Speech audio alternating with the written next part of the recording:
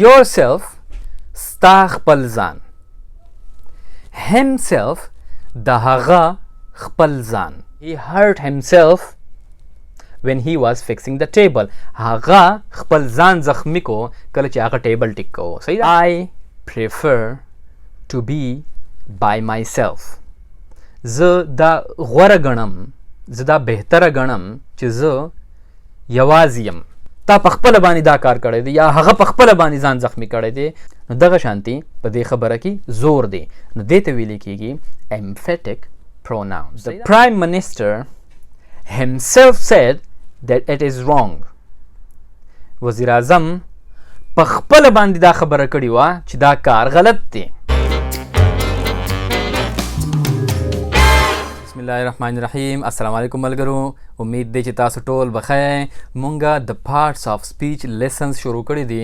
د دې نه مخکې مونږه د پارټ 4 پوری کړي دي چې په هغې کې بیا مونږه پروناونس شروع کړي دي او په پروناونس کې مونږه په 13 لیسن کې مونږه پروناونس او بیا مونږه ټایپس آف پروناونس کې بیا مونږه پوزیسیو پروناونس مونږه آلریډي کړي دي. صحیح ده.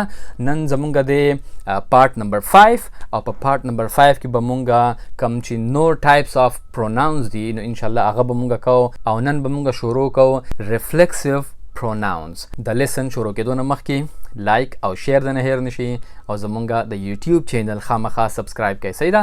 ښه نو راځو خپل لیسن لا ریفلیکسیو پروناونس. د ریفلیکسیو پروناونس په انګلیش کې ډیفینیشن داسې کیږي: reflexive pronouns refer back to a person. د دې خبرې مطلب دا دی چې reflexive pronouns هغه ټکو ته ویلی کیږي چې کوم یو کس ته واپس راځي. صحیح ده. دې ته ویلی کیږي reflection. refer back. صحیح ده چې موږ ته واپس راځي. زه اوس تاسو ته دا ایکسپلین کوم چې د دې خبرې څه مطلب دی. صحیح ده. اول خو دا خبره نوٹ کړئ چې کوم ریفلیکسیو پروناونز دي نو په هغې کې راځي myself, yourself, himself, herself, itself, ourselves, yourselves, themselves. نو دې ټکو ته ویلی کېږي reflexive pronouns. صحیح ده. اوس د دې خبرې چې دا واپس راځي دا خبره خلکو ته د دې خبرې مطلب څه دی نو زه تاسو ته یو څو اگزامپلز در کوم د هغې نه به تاسو ته بالکل کلیر شي چې زما د دې خبرې څه مطلب دی. صحیح ده. اوس اول خو په دې ټکو باندې ځان پوهه کړئ چې د دې ټکو څه مطلب دی. صحیح ده. myself زما خپل ځان. myself مونږ وایو که نه دا زما خپل ځان دی. صحیح ده. yourself ستا خپل ځان. himself د هغه خپل ځان یا هغه خپل ځان یا herself هغې خپل ځان. صحیح ده. یا itself دا خپل ځان. ourselves زمونږه د ټولو زمونږه خپل ځان. نو اوس yourselves ستاسو د ټولو خپل ځان. ګوره د دې نه مخکې خو yourself هغه دی ستا خپل ځان چې یو کس یې درته مخامخ. اوس مخامخ درته ډېر کسان یي نو موږ ورته بیا وایو چې yourselves ستاسو خپل ځان. او اخري ټکی دی themselves د هغوی خپل ځان. هغوی مطلب دا دی چې ډېر کسان. صحیح ده. نو دلته کې دا یو خبره بله هم یاد وساتئ چې کم سینګولري د هغې دپاره خو سیلف راځي که نه اخر کې اف دی. myself, yourself, himself, herself دا ټول ګوره سینګولر دی. صحیح ده. واحد دی یو کسی. که فرض که پلورل شي نو د سیلف نه به بیا جوړ شي selves. دا دغه شانتي د دې پلورل جوړیږي چې د کم ټکي په اخر کې اف راغلی. صحیح ده. بیا انشاءالله چې کله دا لیسنز ختم شي د ګرامر دا نو زه به بیا یو لیسن په دې باندې کوم چې د سینګولر نه پلورل څه جوړیږي او د هغې څه رولز دي. خو کم از کم په دې موقع باندې ځان صرف په دې باندې پوهه کوئ چې کله هم د اخر کې اف راغلی نو چې کله موږ د هغې نه پلورل جوړو نو اف بدلیږي په VES کې. د سیلف نه به جوړ شي selves. څنګه چې لیف دی که نه لیف پاڼه د ونې پاڼه لیف نو کله چې موږ د هغې پلورل وایو نو هغه بیا راځي لیوز. صحیح ده. VES راځي. نو دغه شانتي ourselves بیا زمونږه ټولو خپل ځان. مای سیلف به سنگولر شي او اور سیلفز به پلورل شي. دغه شانتي دا ټول صحیح ده. ښه اوس دلته کې صرف یوه خبره بل پوینټ یاد ساتئ د ریفلیکسیو پروناونز باره کې. ریفلیکسیو پروناونز used when subject and object of a verb are the same. د دې خبرې مطلب دا دی چې ریفلیکسیو پروناونز مونږ هله استعمالو چې کله په فقره کې سبجیکټ او آبجیکټ یو کسي صحیح ده.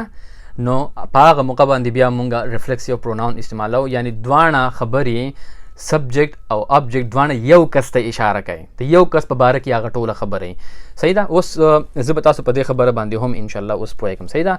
اول اگزامپلز اخلو صحیح ده. یو اگزامپل مونږ واخلو I cut myself. ما خپل ځان کټ کو، یعنی ما چېرته سبزي کټ کول او ځان مې پکې کټ کو صحیح ده. نو بیا څه راځي I cut myself. ما خپل ځان کټ کو. تاسو اوس وګورئ که نه په دې کې اوس دا خبره واپس ما ته راغله که نه، ما خبره د ځان نه شروع کړله او په ځان باندې مې ختمه کړله. نو په دې کې سبجیکټ هم زه یم او آبجیکټ پکې هم زه یم، دواړه یو شانتي دي صحیح ده. زه دا نشم ویلی چې I cut himself صحیح ده، د دې فقره هېڅ مطلب نشته دی. ما د هغه ځان کټ کو، دا اوس دا خبره غلطه ده، په پښتو کې هم غلطه ده صحیح ده. نو دغه شانتي سبجیکټ او آبجیکټ یو شانتي پکار دي. نو په هغه موقع باندې بیا مونږه ریفلیکسیو پروناونز استعمالو. اوس راځو بل مثال. مثال په توګه پوره فقره ووایو صحیح ده. I cut myself when I was making dinner last night. ما خپل ځان کټ کو ما چې کله بیګا د شپې روټۍ جوړوله یا روټۍ پخوله صحیح ده. نو بیا به څه راځي I cut myself. ما خپل ځان کټ کو. یا داسې هم راتلی شي ګورئ He hurt himself when he was fixing the table. هغه چې کله میز ټیکو، یعنی میز به چېرته مات شوی و نو میز یې ټیکو نو he hurt himself. هغه خپل ځان زخمی کو. He hurt himself when he was fixing the table. هغه خپل ځان زخمی کو کله چې هغه ټیبل ټیک کو صحیح ده. نو زما په خیال چې تاسو په دې باندې پوه شوي چې د دې ریفلیکسیو پروناونز مطلب څه دی چې دا واپس هغه کس ته راځي صحیح ده. اوس دلته کې بیا دغه خبره یاد ساتئ، مونږ داسې نشو ویلی he cut myself صحیح ده، هغه زما ځان کټ کو، هغه بیا غلط راځي. ځکه درته ما وویل چې سبجیکټ او آبجیکټ یو شانتي پکار دي. he cut himself هغه خپل ځان زخمی کو یا هغه خپل ځان کټ کو صحیح ده. دغه شانتي که پلورل مونږ واخلو they enjoyed themselves at yesterday's wedding. هغوی پرون په واده کې خپل ځان ډېر انجوی کو، ډېره مزه یې واغستله د خپل ځان نه صحیح ده. نو بیا به څه راځي they enjoy themselves. هغوی خپل ځان صحیح ده. نو دغه شانتي د دې سره راځي themselves خو پلورل فارم دی، تاسو ته ما ووایي صحیح ده. نو دا خو دی ریفلیکسیو پروناونز. اوس کله کله ریفلیکسیو پروناونز د بای سره هم راځي صحیح ده. اول بای ټکی راځي by بای او بیا ورسره ریفلیکسیو پروناونز لګي. دا هم ډیر زیات استعمالیږي او د هغې مطلب د دې پیله فقرونه بالکل بیا بدل شي چې کله ورسره بای ولګي صحیح ده. بای ورسره چې کله ولګي بیا د هغې مطلب راځي ځان لا، یوازي. alone په انګلیش کې به alone راځي صحیح ده، یوازي. نو څنګه مثال په طور ګوره زه اوس وایم چې I prefer to be by myself. زه دا غوره ګڼم، زه دا بهتره ګڼم چې زه یوازې یم. I prefer to be by myself. راغی خو myself پکې هم هغه ریفلیکسیو پروناون، خو تاسو وګورئ د ریفلیکسیو پروناون نه مخکې مونږ بای لګولی دی. د دې مطلب به بیا صحیح چې زه ځان له یوازې خوشحاله یم، مطلب زه ځان له یوازې غوره ګڼم چې زه ځان له یوازې یم. اکثر خلک وایي که نه یار زه له ډېرو خلکو سره زما ناسته پاسته نه خوښه، زه غواړم چې زه یوازې یم، ځان له یم. نو په هغه ټایم کې بیا د دې ټولو خبرو مطلب به څه راځي؟ یوازې صحیح ده. یا تاسو بل مثال واخلئ دانیال fixed the door by himself. دانیال دروازه په خپله باندې ټیک کړله، په خپله باندې ځان له ټیک کړله. د دې خبرې مطلب دا دی چې دروازه خرابه وه او دانیال ځان له یوازې ټیک کړله، یعنی بل چا ورسره پکې مدد نه دی کړی. هغه ځان له یوازې ټیک کړله. نو هغه بیا سره راځي دانیال فکس د ډور بای هیمسلف. بیا به بای هیمسلف راځي چې مطلب دا چې بل چا سره هیلپ نه دی کړی. صحیح ده. یا مثال په تور شي ریډ د هول بک بای هرسلف. هغې ټول کتاب په خپله باندې ځان له ولوستو، یعنی چا د هغې سره مدد نه دی کړی، ځان له یوازې ټول کتاب ختم کو، ټول کتاب یې ولوستو. صحیح ده. دغه شانتي مثال په طور په پلورل کې واخلو. فرض که ستاسو د ټولو یعنی سټوډنټان په کلاس کې ناسي او هغوی ته څه مسله راغلي. صحیح ده. او هغوی ټیچر ته هغه خپله مسله بیان کړي، نو ټیچر ورته وایي چې تاسو په خپله باندې د پرنسپل صاحب سره لاړ شئ او خبره وکړئ. صحیح ده. نو بیا څنګه راځي You can talk to the principal by yourselves. تاسو ټول ځکه به yourselves راځي ځکه چې پلورل شو، ډېر کسان شو، لکه نه په کلاس کې خو ډېر کسان دي که نه. So you can talk to the principal by yourselves. تاسو په خپله باندې د پرنسپل صاحب سره خبره وکړئ. صحیح ده. مطلب یې دا دی چې زه به ستاسو سره مدد نه کوم، تاسو په خپله باندې یوازې لاړ شئ. صحیح ده. نو دغه شانتي چې کله بای راشي او بیا ورسره ریفلیکسیو ناون راشي، د هغې مطلب به صحیح یوازې. صحیح ده. ښه، نو دا خو زمونږه ریفلیکسیو پروناونز. اوس را زمونږه emphatic pronouns. اوس د emphatic pronouns definition په انګلیش کې داسې کیږي: emphatic pronoun is used to emphasize when it's unusual and different. د دې خبرې مطلب دا دی چې emphatic pronouns مونږه هله استعمالو چې کله یو غیر معمولی سیچویشنی او په هغې کې مونږ په یو خبره باندې زور ورکو په مونږ په یو خبره باندې، هغې ته ویل کېږي emphatic pronouns. صحیح ده.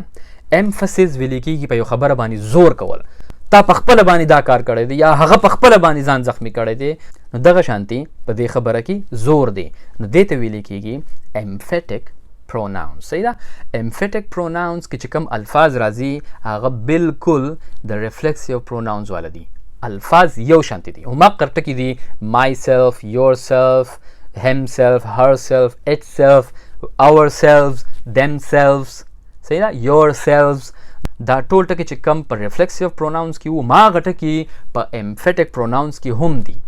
خو فرق دغه دی چې کوم ریفلیکسیو پروناونز دي هغه خو یو عامه خبرې په هغې کې داسې زور نه وي په هغه خبره کې. مطلب ما خپل ځان زخمي کو او تاسو د پرنسپل صاحب سره خبره وکړئ، نو ګوره په دې خبره کې خو څه زور نشته، دا خو یو عامه خبره ده، مونږ هسې عام خبره کوو چاته. صحیح ده. خو که فرض که مونږ په یو خبره باندې زور وکړو، مثال په طور مونږ وایو چې the prime minister himself said that it is wrong. وزیر اعظم په خپله باندې دا خبره کړې وه چې دا کار غلط دی. صحیح ده. په دې ټایم کې هم موږ ووایو چې himself استعمال کوو موږ چې وزیر اعظم himself said، هغه په خپله باندې دا خبره کړې وه، خو په دې خبره کې زور دی. نو د emphatic pronouns موږ ته د لهجې نه پته لګي، یعنی چې کم خلک په کم انداز کې خبره کوي، د هغه لهجه څنګه ده، په خبره کې زور ورکوي او که نه. صحیح ده. نو که زور ورکوي نو هغې ته به ویل کېږي emphatic pronouns. یا تاسو بل مثال واخلئ. مثال په طور مونږ یو خبره کوو چې the chief justice himself heard the case. کوم چې د عدالت مشر ججي نو هغې ته چیف جسټس ویل کېږي. صحیح ده. نو مونږ دا وایو چې the chief justice himself heard the case.